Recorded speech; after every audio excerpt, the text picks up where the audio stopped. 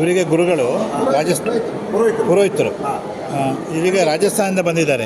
ಉಪ್ಪಿನಂಗಡಿಗೆ ರಾಜಸ್ಥಾನದಿಂದ ಬಂದಿದ್ದಾರೆ. ಇಲ್ಲಿಗೆ ಆಷಾಢ ಮಾಸದಲ್ಲಿ ಶ್ರಾವಣ ಮಾಸದಲ್ಲಿ ನಮ್ಮಲ್ಲಿ ಒಂದು ಸೋಮವಾರ ಕಾರ್ಯಕ್ರಮ ಇರ್ತದೆ ಶಿವನಂದು.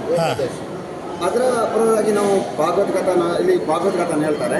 ನಾವು ಅದಕ್ಕೆ ರಾಮಚಂದ್ರ ನಾವು ಹೇಳೋದು, ಸೋಟರಲ್ಲಿ ರಾಮಾಯಣ ಹೇಳೋದು. ಅದು ನಾಳೆ 24 ಗಂಟೆದು ಕಾರ್ಯಕ್ರಮ. 24 ಗಂಟೆ ಅಂದರೆ ಭಾನುವಾರ 7 ಗಂಟೆ ಸ್ಟಾರ್ಟ್ ಆದರೆ ಸೋಮವಾರ 7 ಗಂಟೆಗೆ ಮುಗಿಬೇಕು. ಆಚೆ ಆಗಡೆ ಸಮಯದ 24 ಮುಗಿಬೇಕು. ಈಗ ಸ್ಟಾರ್ಟ್ ಆದ ಯಾವಾಗ ಇದು? ನಿನ್ನೆ 7 ಗಂಟೆಗೆ. ಇವತ್ತು 7 ಗಂಟೆಗೆ ಅದು ಇವತ್ತು ಸಾಯಂಕಾಲ 7 ಗಂಟೆಗೆ ಮುಗಿಯುವಂಥದ್ದು.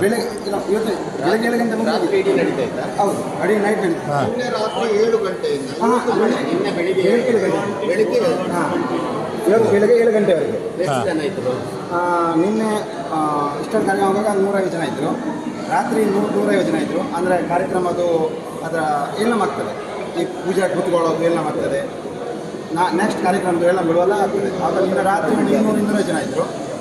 ಬೆಳಗ್ಗೆ ಒಂದು ಟೋಟಲ್ 300-350 ಜನ ನಮ್ಮ ಅಪೇಕ್ಷೆ. ಅಂದರೆ ಇಲ್ಲ ರಾಜಸ್ಥಾನಿಗಳಾಗ ಹತ್ತಿರದ ಊರಿಂದ ಎಲ್ಲ ಬರ್ತಾರೆ. ಹೌದು, ಅಂದರೆ ಮ್ಯಾಂಗ್ಳೂರ ವಿಭಾಗದ ಎಲ್ಲರೂ ಬರ್ತಾರೆ. ಇದು ಎಷ್ಟು ವರ್ಷದಿಂದ ನಡೀತಾ ಉಂಟು ಇಲ್ಲಿ? ನಮಗೆ ವರ್ಷ ಒಮ್ಮೆ ನಮಗೆ ಸಿಗೋದು. ಬಾಕಿ ಮ್ಯಾಂಗ್ಳೂರು, ಉಡುಪಿ, ಗುಜರಿ, ಬೇರೆ ಬೇರೆ ರೀತಿ ಹೋಗ್ತಾರೆ. ಅವತ್ತೊಮ್ಮೆ ಆದದ್ದು ಅದು ಈಗ ನಮಗೆ ಸಿಕ್ಕಿದೆ. ಅಂದರೆ 5 ವರ್ಷ ಮೇಲೆ ವಾಪಸ್ ನಮಗೆ ಈ ಸಲ ಸಿಕ್ಕಿದೆ.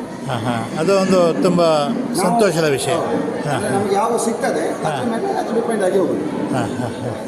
ಎಷ್ಟು ಮಂದಿ ಈಗ ಆತಿಥ್ಯ ಸ್ವೀಕಾರ ಮಾಡಿದ್ದಾರೆ? ಒಂದು ಈಗಾಗಲೇ 250 ಜನ ಊಟ ಮಾಡಿದ್ದಾರೆ. ಉಪಹಾರವ ಊಟ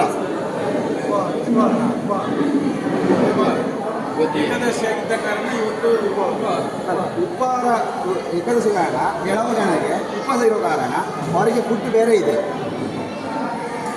ಆಗಲಿ ಭಾಳ ಚೆಂದಾಗಿದೆ ಕಾರ್ಯಕ್ರಮ. ಭಾಳ ಖುಷಿಯಾಯಿತು. ದೇವರು ಎಲ್ಲರಿಗೂ ಒಳ್ಳೇದು ಮಾಡಲಿ.